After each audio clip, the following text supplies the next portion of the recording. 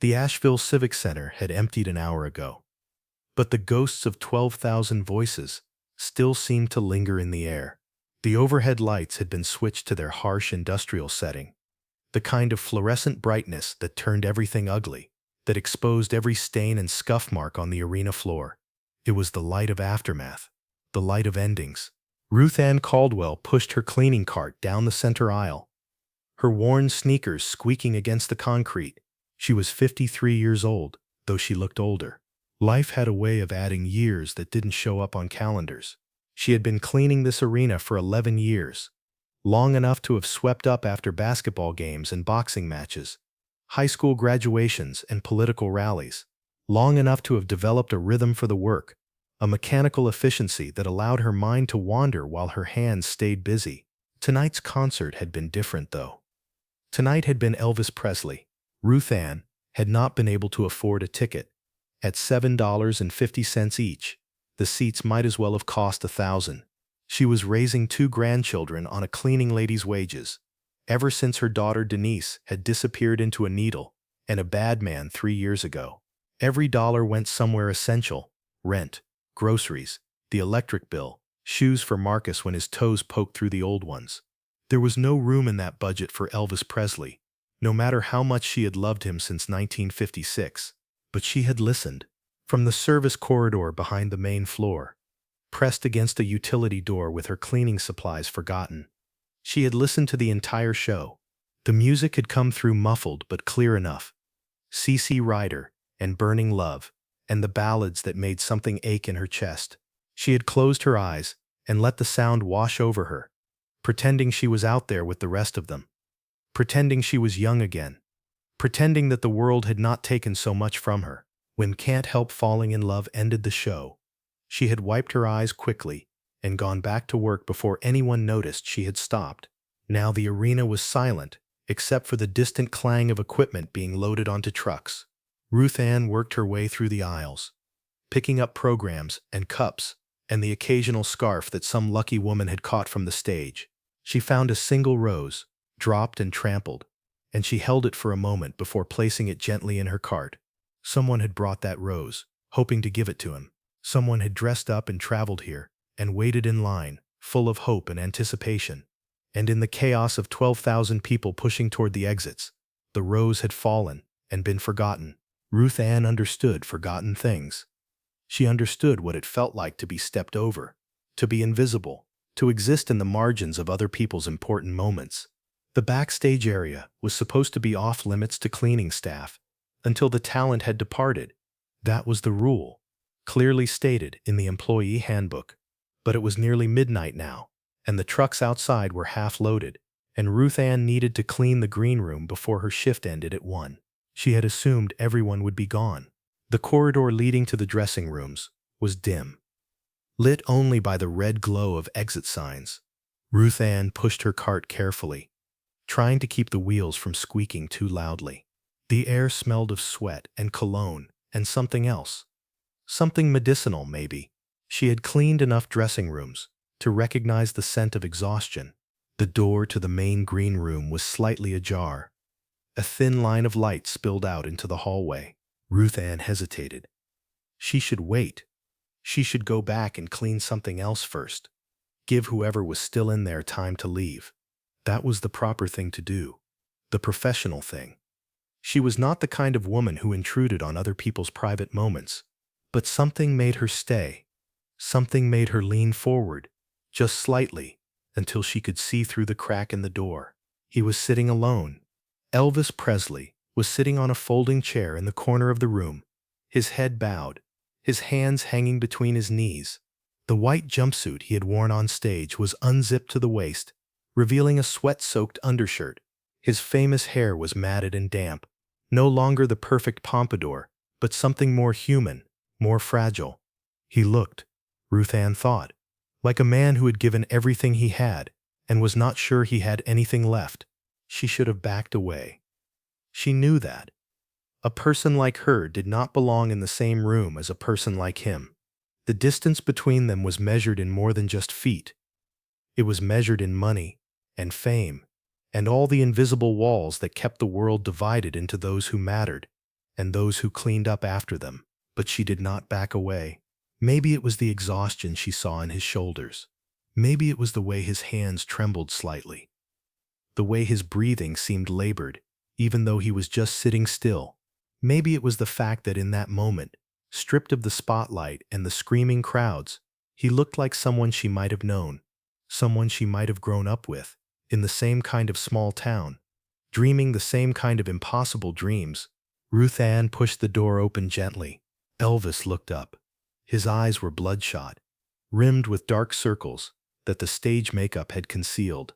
For a moment, something flickered across his face. Surprise, maybe, or the automatic wariness of someone who had spent decades being approached by strangers who wanted something from him. "I'm sorry," Ruth Ann said quietly. "I thought everyone had left. I can come back." She started to turn, but his voice stopped her. "No." The word came out rough, tired. He cleared his throat and tried again. "No, that's all right. Come on in." Ruth Ann stood frozen in the doorway, her hands still gripping the handle of her cleaning cart. This was not how these things were supposed to go. Famous people did not invite cleaning ladies to stay. Famous people looked through cleaning ladies as if they were furniture, as if they were part of the building itself. "Ma'am." Elvis gestured toward another folding chair across from him. "You look about as tired as I feel. Sit down for a minute." It was not a command, exactly. It was something gentler than that. An invitation from one exhausted person to another. Ruth Ann found herself letting go of the cart, found herself crossing the room, found herself lowering her aching body into the chair. For a moment, neither of them spoke. The silence was not uncomfortable. It was the silence of two people who did not need to fill the air with noise, who understood that sometimes presence was enough. "Long night?" Elvis asked finally. His voice was different now than it had been on stage. Quieter, slower, stripped of the performance energy that had animated him for 2 hours. Ruth Ann almost laughed. "Every night's a long night when you're cleaning up after 12,000 people." A small smile crossed his face. "I imagine so." He paused, studying her with those famous eyes. "You weren't out there tonight, were you? In the audience?" It was not really a question. Ruth Ann shook her head. "I was in the service corridor," she admitted, "listening through the door. Couldn't afford a ticket, but I wasn't going to miss hearing you sing." She paused, suddenly embarrassed by the admission. "I've been listening to you since I was a young woman, since Heartbreak Hotel came on the radio and changed everything." Elvis nodded slowly. Something shifted in his expression. Not the celebrity smile he showed to crowds, but something deeper, more private. "What's your name, ma'am?" "Ruth Ann Caldwell." "Ruth Ann." He repeated it, as if memorizing it. "You have family? Kids?" "2 grandchildren. Marcus and Lily. Their mama." She stopped, unsure why she was telling this stranger about her life. "Their mama isn't able to take care of them right now. So I do." Elvis was quiet for a long moment. When he spoke again, his voice was thick with something Ruth Ann couldn't quite identify. "My mama died when I was young," he said. 23 years old, and I thought I had all the time in the world with her. Thought I was going to buy her a house and a car and everything she ever wanted." He paused. "I did buy her those things, but it wasn't enough time. It's never enough time with the people who love you." Ruth Ann felt her throat tighten. She had not expected this. She had not expected Elvis Presley to be sitting in a dingy green room talking about his dead mother like she was someone he still missed every single day. "She must have been proud of you," Ruth Ann said softly. "I hope so." His voice cracked slightly. "I hope she knows I'm still trying, even when it's hard, even when I don't know why I'm still doing this." The admission hung in the air between them. Ruth Ann understood suddenly that she was witnessing something rare. A moment when the mask fell away and the person underneath became visible.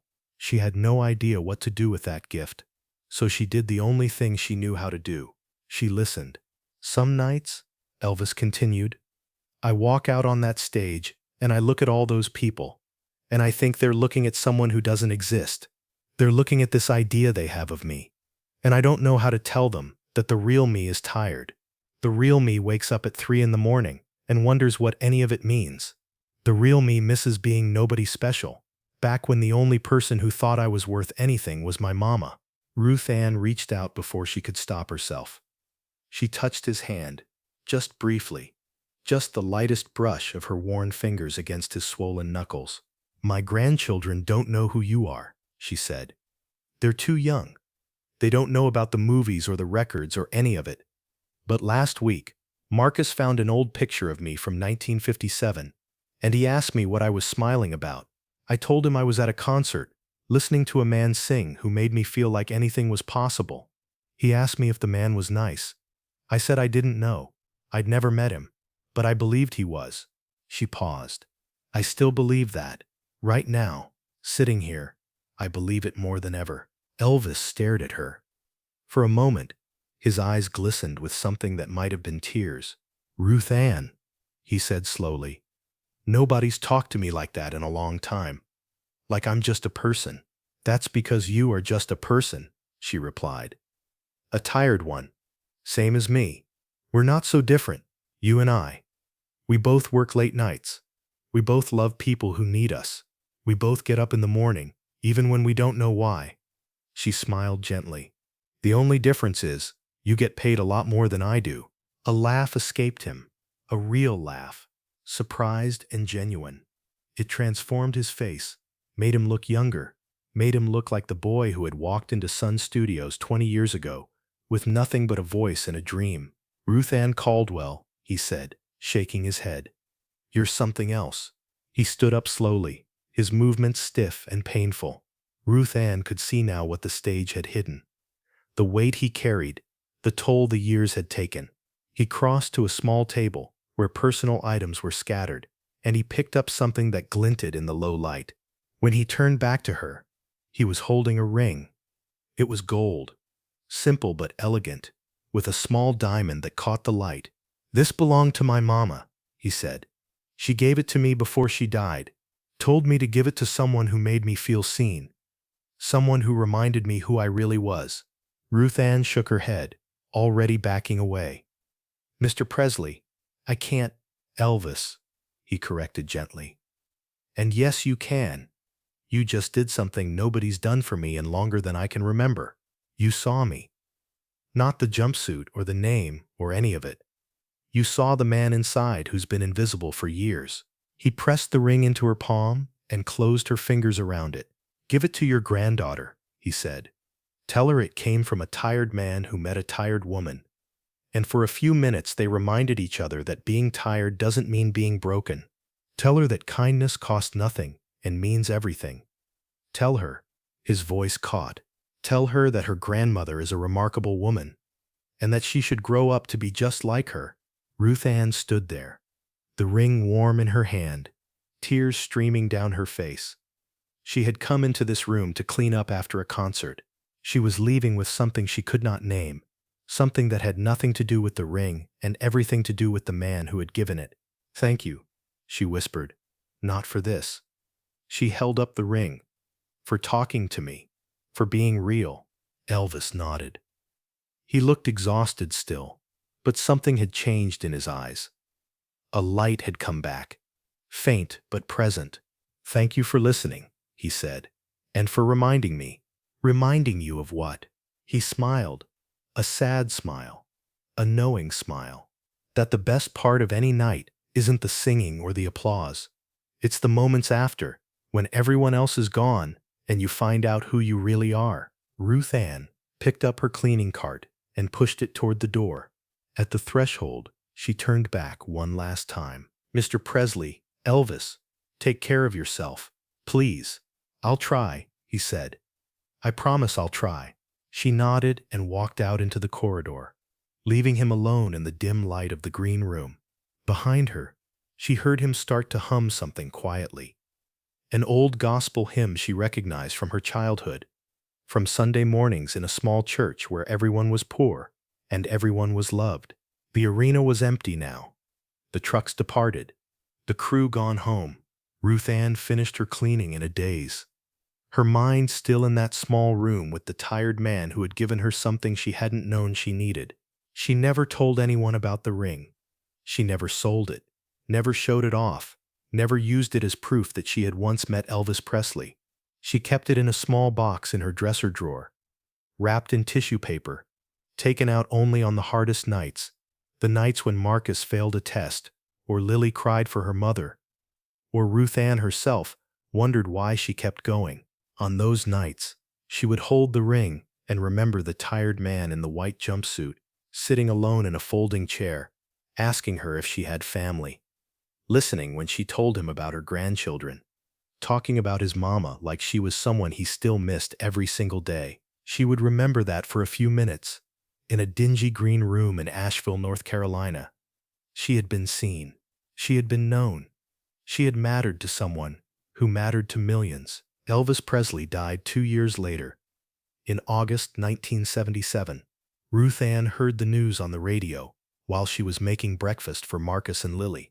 She set down the spatula and cried quietly, not wanting to scare the children, not wanting to explain why the death of someone they didn't know could hurt so much. That night, after the children were asleep, she took out the ring and held it to the light. She thought about the man she had met, not the legend, not the king, just the tired person who had asked her to sit down when she expected to be invisible. She thought about how lonely he must have been in those final years, surrounded by people, but rarely truly seen. She thought about the things he had said to her about his mother, about not knowing why he kept going, about waking up at 3 in the morning and wondering what any of it meant. She had understood those feelings. She still did. Ruth Ann Caldwell lived another 23 years, long enough to see Marcus graduate from college and Lily become a nurse.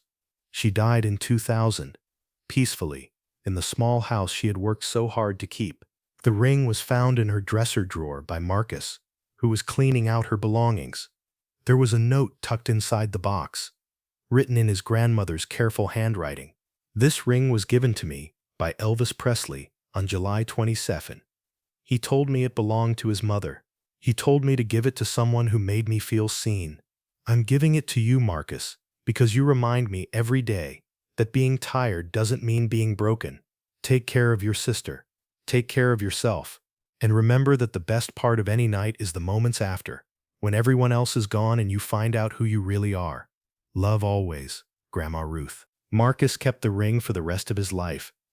He wore it on a chain around his neck, hidden beneath his shirt, close to his heart. When people asked about it, he told them the story of a tired cleaning lady and a tired king who met in an empty green room and reminded each other what it meant to be human. The story spread quietly, the way true stories do. It appeared in fan magazines and tribute websites, told and retold by people who had never met either Ruth Ann or Elvis, but who understood somehow that it mattered. It became part of the informal mythology of Elvis Presley, not the official narrative of hit records and sold-out concerts, but the other story, the quieter one, the one about who he was when the crowds went home, because that's what lasts. Not the jumpsuit or the screaming or the headlines, the moments, the small, quiet, human moments, when two tired people sit across from each other and see something real. Ruth Ann Caldwell was a cleaning lady in Asheville, North Carolina. She spent her life working nights and raising grandchildren and doing the invisible work that keeps the world running. But for a few minutes on a July night in 1975, she was seen. She was known. She was held in the light by someone who understood exactly what it felt like to be invisible. And that was enough. That was everything.